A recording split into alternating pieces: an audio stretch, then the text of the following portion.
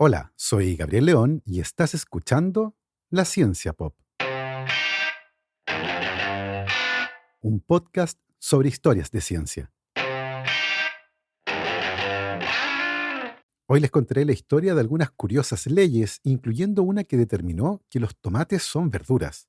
Junto con eso, les contaré cómo fue que la pizza llegó a supuestamente ser considerada como una ensalada en Estados Unidos, y nos sumergiremos en la vida y obra de esta comida que a esta altura es universal, para terminar conversando sobre la tecnología detrás del congelamiento exitoso de carnes, verduras y, por supuesto, pizza.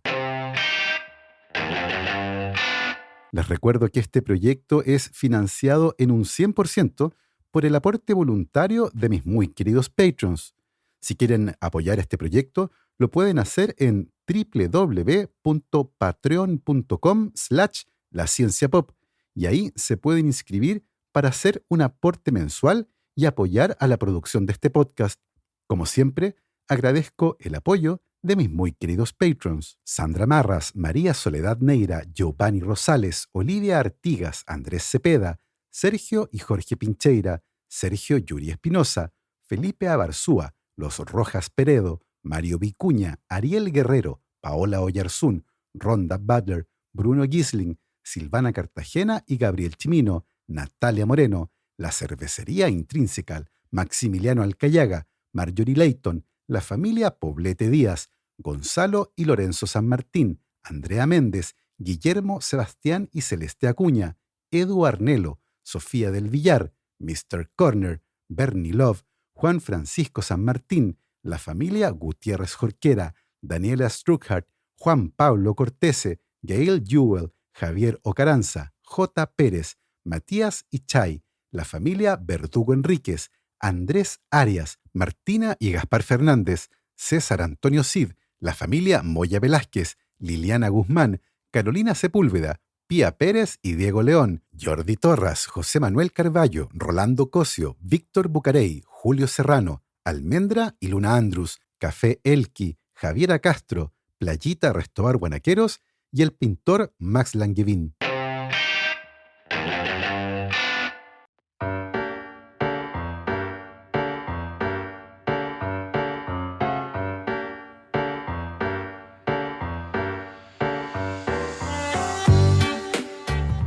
En 1997, la ciudad de Venecia prohibió alimentar a las palomas con la notable excepción de la Plaza de San Marcos. Naturalmente, esto causó que todas las palomas de la ciudad se congregaran en masa en esa plaza. En 2008, finalmente, se prohibió alimentar palomas en toda la ciudad de Venecia, incluyendo finalmente a la Plaza de San Marcos, y los infractores enfrentarían una multa de 500 euros. Aunque la ordenanza inicialmente solo molestó a los turistas que buscaban tomarse fotos con las palomas, esta tuvo serias consecuencias económicas para los 19 vendedores de semillas para aves que estaban autorizados para trabajar en la plaza. Antes de la prohibición, los vendedores ofrecían a los turistas 100 gramos de maíz por un poco más de €1, y en un buen día un vendedor podía ganar más de 100 euros.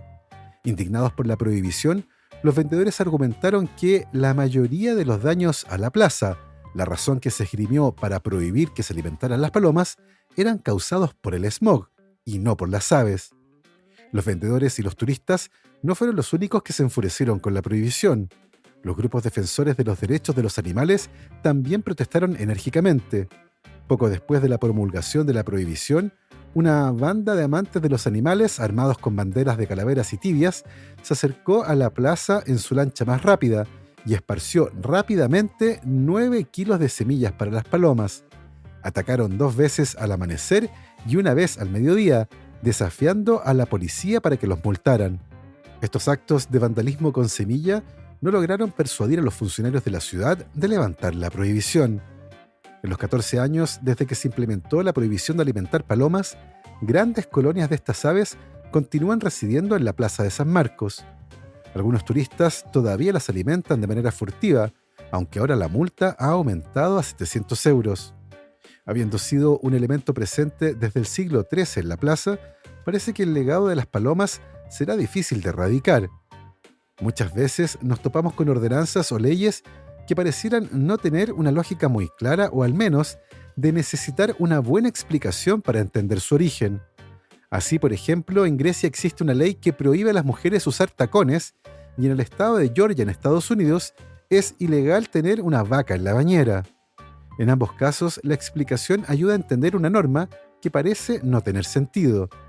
En el caso de Grecia, la ley busca proteger a los sitios arqueológicos del daño que los zapatos con tacones pueden ocasionar en lugares como la Acrópolis. Y lo de las vacas en Georgia se remonta a inicios del siglo XX, cuando las personas solían meter a las vacas a sus casas cuando las condiciones climáticas eran adversas. La norma buscaba evitar causar daño a las vacas, a las casas o a las personas. Y claro, en Estados Unidos, los tomates son considerados por ley como una verdura. Y la historia es fascinante. En 1883, en Estados Unidos, se promulgó una ley que imponía aranceles a las importaciones de vegetales, pero no de frutas. El propósito de esta ley era promover el cultivo de vegetales en Estados Unidos, haciendo más caros los vegetales importados. Esta diferencia en las tarifas resultó crucial para John Nix, un importador de productos agrícolas de Nueva York, cuando las autoridades portuarias clasificaron a los tomates que él traía al país como vegetales, y por lo tanto, John Nix debía pagar el impuesto a la importación de los vegetales. Pero para Nix, esta clasificación no tenía sentido. Desde el punto de vista botánico, los tomates son claramente una fruta, ya que cumplen con todos los criterios que las definen. Se desarrollan a partir del ovario de una flor y contienen las semillas de la planta. Bajo esta lógica estrictamente científica, John Nix decidió presentar una demanda en contra de Edward Hedden, el recaudador de impuestos del puerto de Nueva York, con la esperanza de evitar el pago de los aranceles impuestos a los vegetales. Edward Hedden, sin embargo, no se dejó impresionar por los argumentos científicos que presentó John Nix. Su defensa se basó en algo mucho más simple y cotidiano: el uso común de los tomates en la cocina. Según él, los tomates se utilizan habitualmente como vegetales en platos salados, como ensaladas, guisos y sopas, lo que justificaba que fueran grabados bajo la categoría de vegetales. Nadie comía un tomate como postre, decía Hedden. La cuestión central del caso se volvió entonces si las definiciones científicas o el uso común y corriente debía prevalecer para fines legales y fiscales. Increíblemente, el caso escaló hasta la Corte Suprema de los Estados Unidos, donde los jueces tuvieron que enfrentarse a un debate que podría parecer trivial, pero que tenía grandes implicaciones comerciales. Durante el juicio, los abogados de Nix trataron de convencer a la Corte de que los tomates, basándose en la ciencia botánica, eran sin duda alguna una fruta. Para respaldar su caso, presentaron las definiciones de fruta y vegetal tomadas de diversos diccionarios. Según estas definiciones, una fruta era el producto de una planta con flores que contiene las semillas, lo que convertía al tomate en una fruta. Por otro lado, los abogados de Hedden no se limitaron a las definiciones botánicas, porque claro, eso no los dejaba en un buen pie, y prefirieron basarse en el uso popular de los términos. Así presentaron también sus propias definiciones de los mismos diccionarios, pero enfatizaron cómo, en el lenguaje cotidiano, los tomates eran considerados vegetales porque se consumen principalmente en comidas como ensaladas y sopas, y no como postres. A lo largo del juicio y a petición de los jueces, se leyeron en voz alta las definiciones de otros alimentos, como pepinos, calabazas y pimientos, para ilustrar las diferencias entre la terminología botánica y el uso común. Finalmente, en una decisión unánime, la Corte Suprema, liderada por el juez Horace Gray, falló a favor de Hedden. Si bien el tribunal reconoció que desde un punto de vista botánico los tomates eran efectivamente una fruta, determinó que lo que debía prevalecer en este caso era el uso común y práctico. Según el fallo de la Corte, en el lenguaje común del pueblo, los tomates eran considerados como vegetales, en preparaciones como ensaladas y platos salados, y no como frutas en postres. Por lo tanto, para fines arancelarios, los tomates debían clasificarse como vegetales y no como frutas.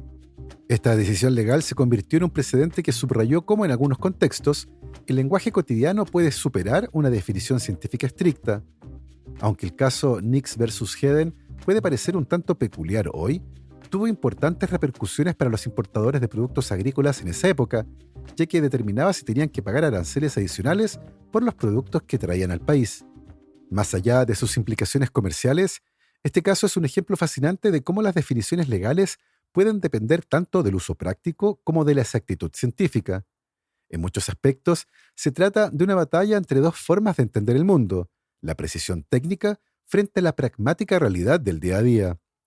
Curiosamente, más de un siglo después, este mismo tipo de debate volvió a surgir en el contexto de las políticas alimentarias de Estados Unidos, aunque esta vez en relación con la pizza.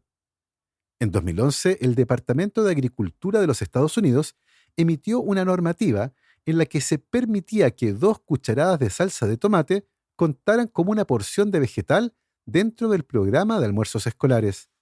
Esta regulación fue parte de una serie de cambios que se estaban implementando para mejorar la calidad nutricional de las comidas que se servían en las escuelas públicas, pero rápidamente desató una controversia. Porque claro, la pizza congelada que se servía en muchos colegios contenía 2 cucharadas de salsa de tomates, y por lo tanto, esta normativa consideraba que esa pizza contenía una porción de vegetales.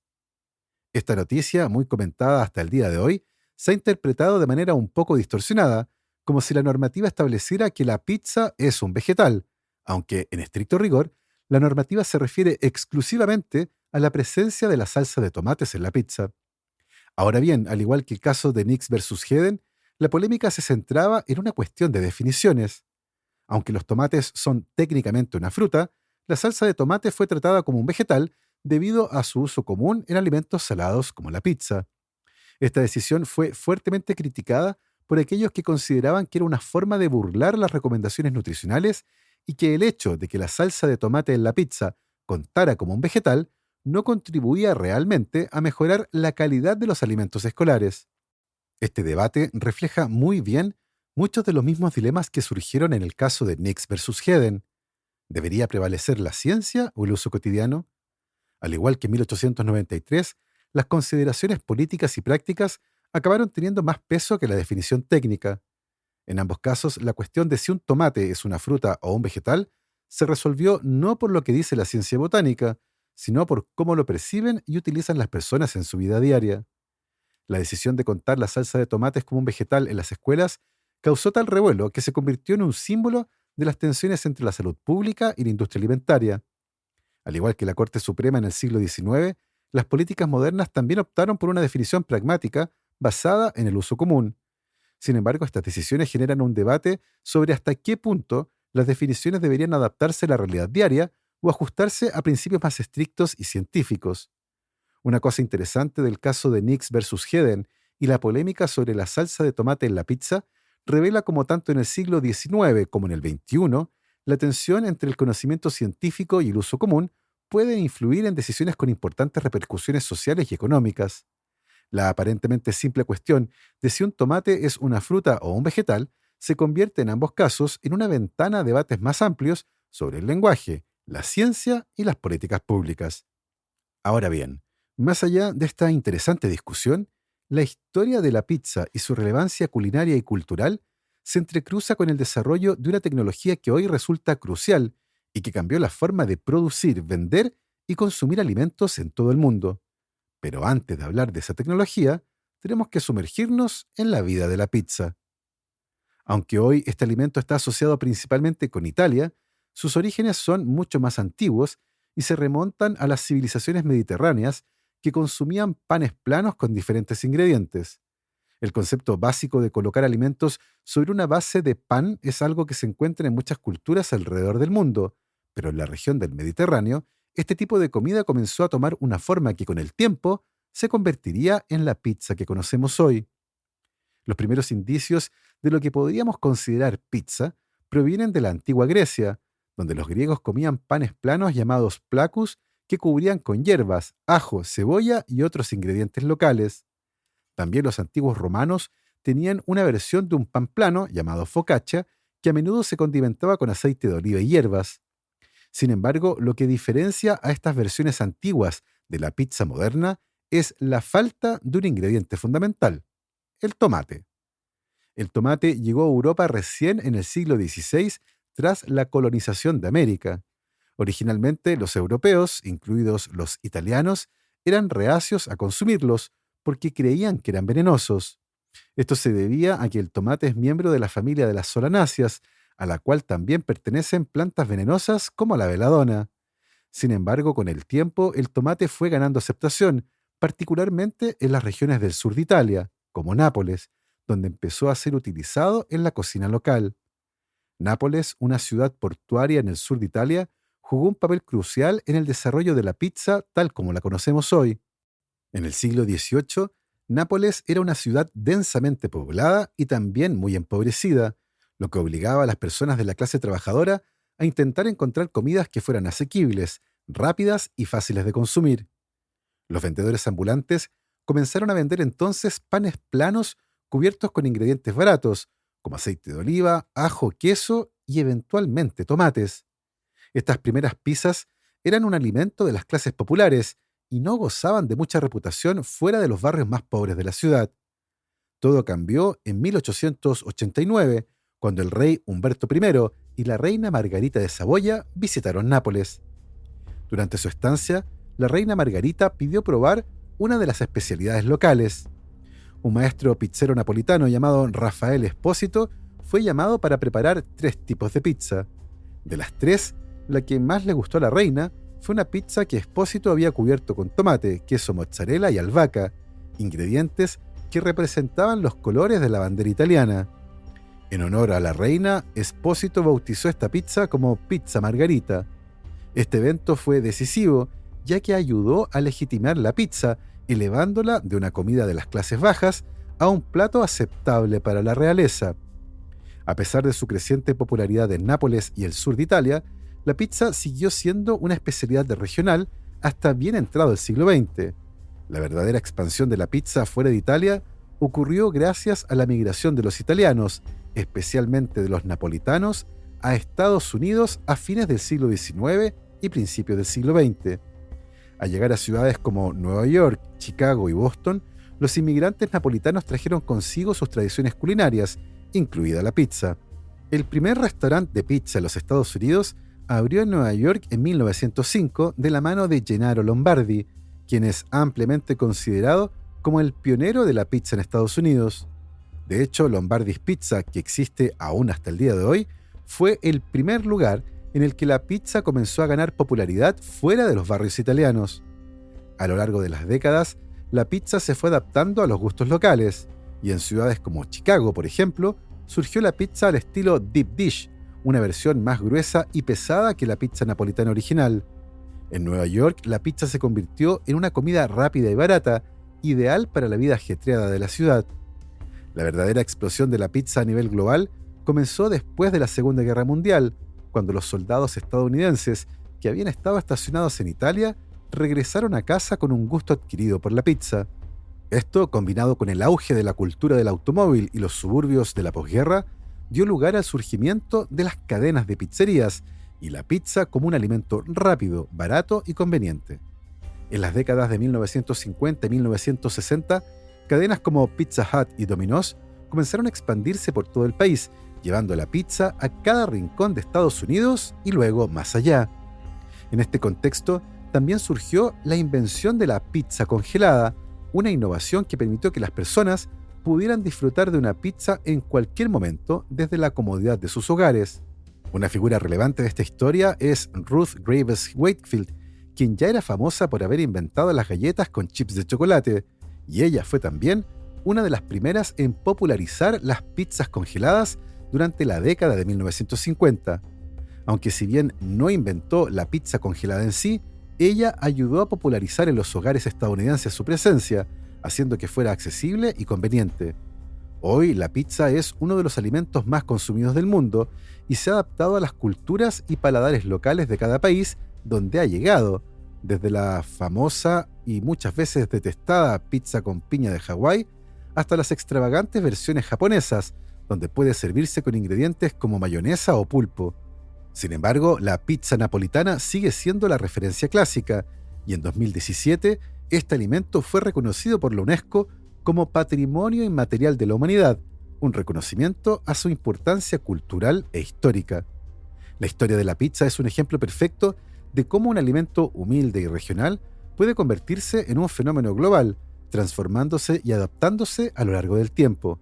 Desde los antiguos panes planos de Grecia y Roma hasta la pizza margarita en honor a la reina, y desde las pizzerías de Nueva York hasta los supermercados llenos de pizzas congeladas, la pizza ha recorrido un largo camino. Sin importar las variaciones que puedan surgir, la esencia de la pizza, una base de pan con ingredientes simples, sigue siendo una de las comidas más queridas en todo el mundo. Sin embargo, la pizza congelada solo tuvo éxito debido a los grandes avances en la tecnología de preservación de alimentos que fueron desarrollados durante la primera mitad del siglo XX y que permitieron que los alimentos congelados dejaran de ser versiones pastosas y de baja calidad de alimentos que, cuando eran consumidos frescos, tenían características muy superiores a sus versiones congeladas. Esta revolución en la tecnología de los alimentos llegó gracias al trabajo de un joven naturalista al que le tocó trabajar en condiciones extremadamente inhóspitas. Clarence Birdseye nació en 1886 en Brooklyn, Nueva York, y fue una figura clave en la revolución de la industria alimentaria, y aunque hoy es famoso por su contribución al desarrollo de tecnologías de congelamiento, su vida comenzó con un profundo interés por la naturaleza y la biología. De hecho, en su juventud, Birdseye fue un naturalista que dedicó gran parte de su tiempo a observar y estudiar la vida silvestre, con un enfoque particular en la pesca y la fauna en áreas remotas. A principios del siglo XX, Birdseye trabajó en el Departamento de Pesca y Vida Silvestre de los Estados Unidos, lo que lo llevó a regiones inhóspitas, incluida una muy fría región de Canadá conocida como Labrador. Fue ahí, entre 1912 y 1916, mientras observaba las técnicas de los habitantes del Ártico para preservar alimentos, cuando tuvo una de las ideas más transformadoras de su vida.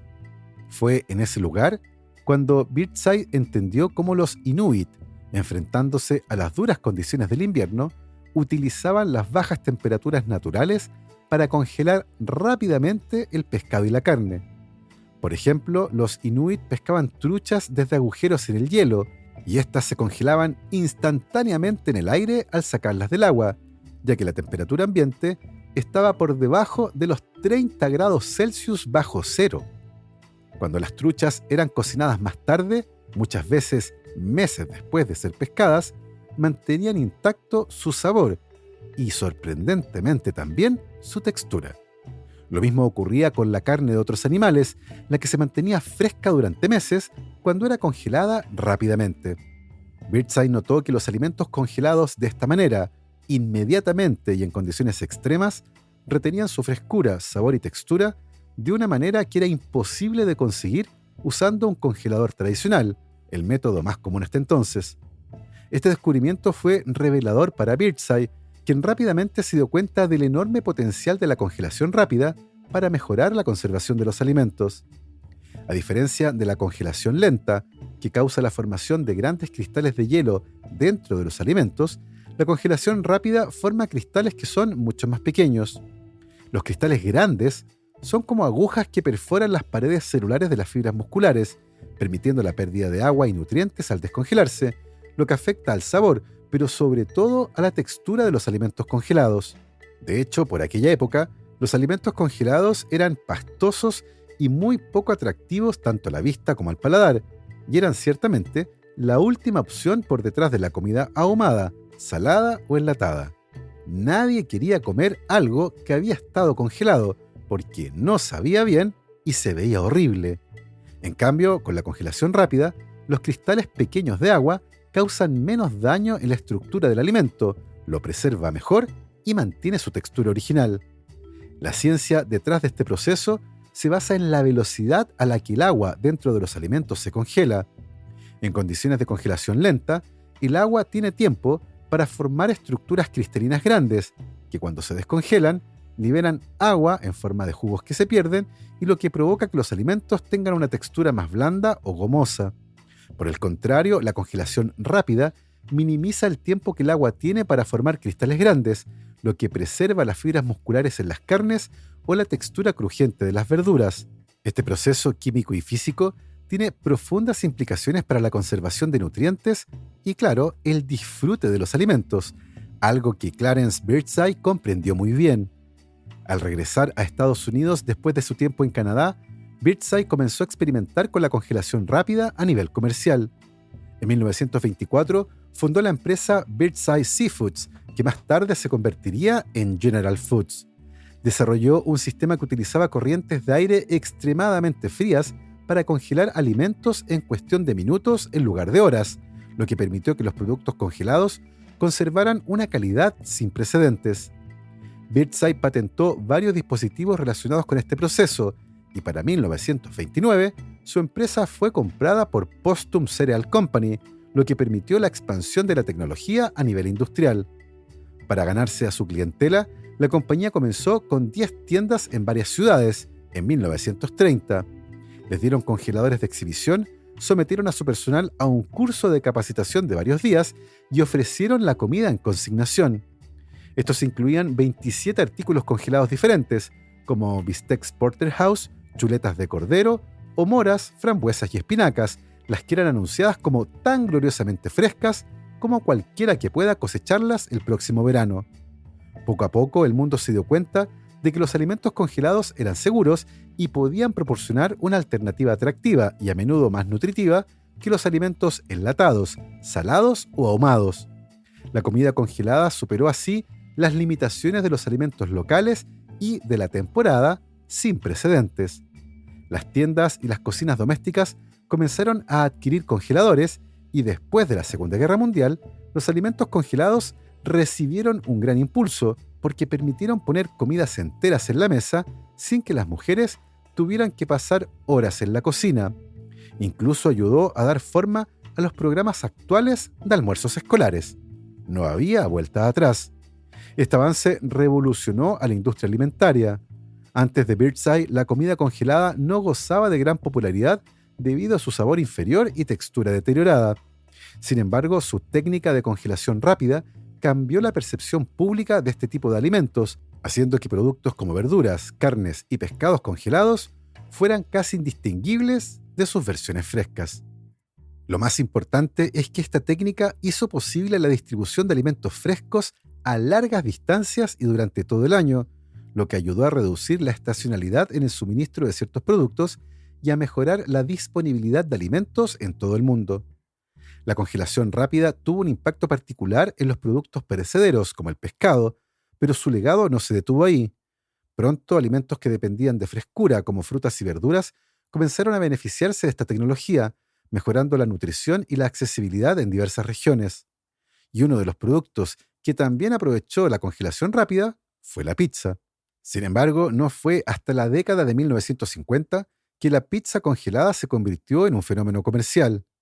Una mujer llamada Rose Totino, quien junto con su esposo abrió una pizzería en Minnesota, fue la pionera de este mercado. Totino experimentó con métodos para congelar pizzas ya preparadas, de modo que pudieran ser vendidas en los supermercados y calentadas en casa. Utilizando la técnica de congelación rápida que había sido perfeccionada por Birdseye, las pizzas de Totino retuvieron su frescura y sabor, lo que hizo que el producto fuera todo un éxito. El proceso de congelar pizzas tiene su propia ciencia, ya que la masa, la salsa de tomates y el queso deben ser congelados de manera uniforme para evitar que la humedad de la salsa de tomates se filtre en la masa y la vuelva blanda. Al aplicar técnicas de congelación rápida, los cristales de hielo formados en la salsa y el queso eran suficientemente pequeños como para no afectar la textura ni el sabor de la pizza al descongelarla y calentarla. Este avance permitió que la pizza se convirtiera en un producto fácil de preparar en casa, con una calidad que, aunque no idéntica a la pizza recién horneada, era más que aceptable para los consumidores. La pizza congelada se convirtió así en un fenómeno en Estados Unidos y muy pronto en todo el mundo. La tecnología de Birdseye permitió a las familias disfrutar de una pizza sin tener que salir de casa o esperar mucho tiempo para prepararla. Este avance fue parte de un cambio más amplio en los hábitos alimenticios, ya que las comidas rápidas y fáciles de preparar ganaron terreno en la segunda mitad del siglo XX. El legado de Clarence Birdseye no solo transformó la industria de los alimentos, sino que también tuvo un impacto duradero en cómo vivimos y comemos hoy. Así, la historia de Clarence Birdseye y su invención de la congelación rápida no es solo la historia de un avance tecnológico, sino que un ejemplo de cómo la ciencia puede transformar algo tan cotidiano como la comida en un recurso más accesible, saludable y, por supuesto, sabroso. Su influencia se extiende desde el pescado congelado hasta la pizza, y su legado sigue presente en los congeladores de millones de hogares alrededor del mundo. La pizza congelada representa solo un capítulo en esta historia de innovación científica, pero es un testimonio de cómo la ciencia puede tocar incluso las tradiciones más arraigadas de nuestra cultura culinaria. Así hemos llegado al final de esta historia. Espero que la hayan disfrutado y, por supuesto, si están pensando en comerse una pizza, lo admito, la culpa es mía. Yo me despido como siempre agradeciendo el apoyo incondicional de mis muy queridos patrons: Cristiano Teiza, Andrés Altamirano, Sebastián Toledo, Alberto Montt y Laura, Yermaín Araya, Hernán y Lucas Castillo, Ana Lucía Luna, Simón Castillo Riedemann, Luciano Cisterna, Ricardo Yáñez, Fernando Montenegro, la familia Flores Noguer, Christian Fraser, la familia Helfman von de Sauer, Giuseppe Carufo, Michelle Baró, Cristóbal Moene, la familia Serpa Rebolledo, Pablo y Milesita Villalobos, la familia Tanusu Ramos, Rosario Calderón, Pedro Castillo, Adrián Cataldo, José Luis Ulloa, Marcela Martínez, Cristóbal Orellana, Diego Riquelme, Florencia Castañeda, Mauricio Silva, la familia Yuri Martínez, David González, Claudio Oyarzo y Toña, Cirilo, Fede y Pola, la familia Calen Queirolo, Alejandra Díaz, Fernando Araya, la familia de la Cruz Morales, Claudia Torres, Cosca Ibanya, Pilar Calderón, la familia Fuentes Schonfeld, la familia Tíes Ríos, Beatriz Geldres, Juan Catipillán, Emma y Ana Llenero, Paula Lagos, David Pelao Pérez, Katia Ramírez, Marigen Narea, Wolfram Gurlich, la familia Gallegos Iturriaga, Maricruz Ormeño y los Piñones Giseque. Nosotros nos volvemos a escuchar el próximo viernes. Que estén muy bien, cuídense mucho, lávense las manos y, por supuesto, que la ciencia los acompañe.